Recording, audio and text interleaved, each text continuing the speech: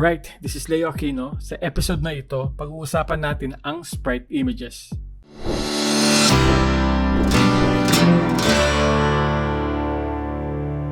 So ngayon ang gagawin natin is, itong mga set of images na ginamit natin dito sa last project natin is i-compile natin into a single image called sprite. Katulad nito. Yan, katulad yan. Pagsasama-samahin natin lahat ito. So ano bang purpose ng sprite?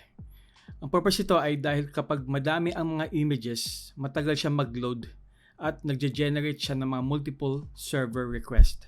So pag gumagamit kayo nito, nakakapag-save kayo ng bandwidth. Open natin yung Photoshop, pagsama-samahin muna natin mga images. Go to yung file, new, 1920 by 1080. Tapos ang resolution ay 72. Then create. Tapos i-drag and drop natin to. Lahat ng images. Itong logo, itong T1, saka itong T2. Drag and drop. Tapos ang gagawin natin is pupwesto natin siya. Tanggalin natin itong background na puti. I-position natin mga ito. Itong logo nandito sa pinakataas. Then itong first image, itong pick 1 dito sa taas. Ito, dito rin. Tapos itong footer nandito. Itong lorem ipsum, siguro lagyan natin dito sa right side. Yun. Katapos itong isang text, lagyan natin dito. Then next ito. Yan. Tapos gawin natin is flatten natin. Then Control A para i-select lahat. Then Control C, then Control N, new. Tapos i-paste natin dito. Dahil nagawa ko na siya, hindi na natin siya i-save. Ito na siya. Pinakita ko kanina. Yan, so close natin. So ngayon ang gawin natin is mayroon tayong pupunta na isang site. Ang site na ito ay tinatawag na spritecow.com. I-drag natin dito ang image. Drag and drop. Ang purpose nitong spritecow is kapag pumili kayo ng image, lahat ng kanyang properties at values ng kanyang background ay automatic na nakalista dito. Gagawin nyo na is ikakopy nyo na lang. Hindi nyo na kailangan manghula kung ano ang kanyang positioning ng kanyang background. Sige, iwan muna natin ito at balik tayo sa HTML. Itong mga image na to, ilalagay natin to sa loob ng div. At gagawin natin siya as background. Okay? Sige, gagawin muna natin itong div. Tapos delete natin itong mga source na images. Iwan natin yung ID. Yan. Let's copy. Paste natin dito. Tanggalin natin mga alt.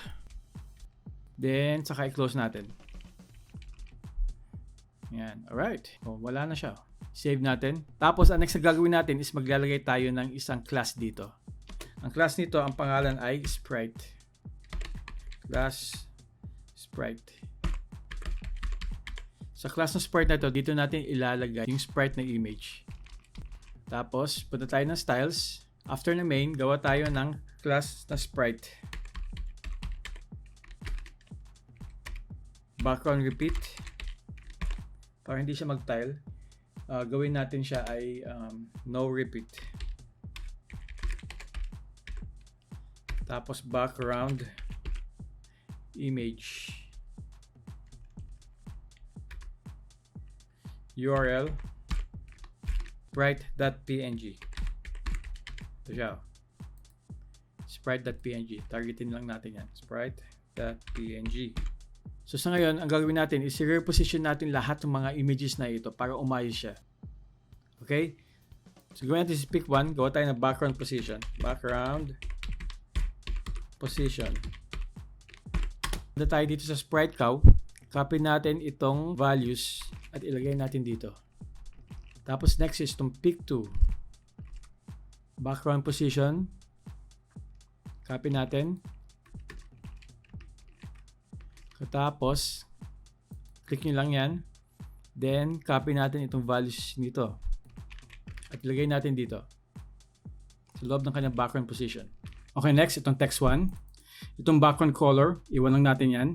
Itong background repeat saka image, tanggalin natin. Itong background position, iwan natin. Punta tayo dito sa sprite cow. Highlight natin ito. Copy natin itong values. Copy, Ctrl C, then paste here. Center. Right. So itong text 2, same thing. Delete natin itong repeat saka image. Iwan na natin itong background color saka position. Punta tayo dito sa text 2. Copy natin yan. Copy natin ito. Itong values. Then, diretso tayo dito. Lagay natin. Right. So, itong text 3. Lagay tayo dito ng background position. Copy natin ito. Tapos, paste. Let's go here. Ito yung text 3. Highlight. 970 by 77. And lumabas niya.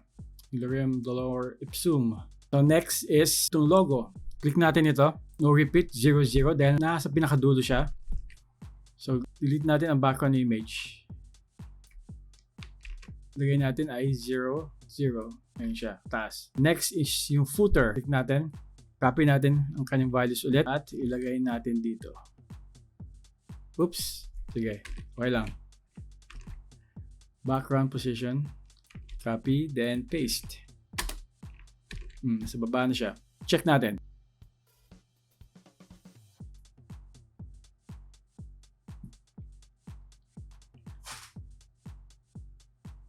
Right. So napansin nyo, mali ang kanyang position dito sa CSS. Dito, yung kanyang background positioning. So gawin natin is ayusin na lang natin manually.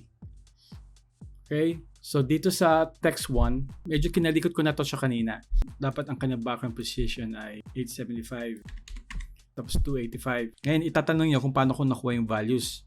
Ginawa ko is tinansya-tansya ko na lang siya hanggang sa makuha ko yung kanyang center. Sa text 2 ay 855. Tapos 440. Tapos sa text 3 naman, pinakuli itong lorem ipsum. Ang kanyang background position ay 922. Then 77. Test natin ulit.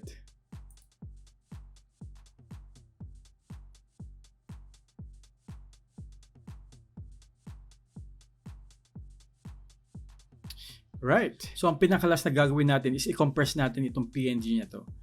So itong PNG na ito, meron kalakihan ng kanyang file size. Check nyo, is 310 KB.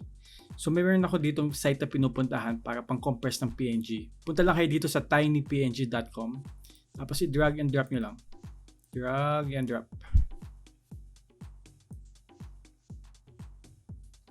Ang laki. From 317 to 92 KB.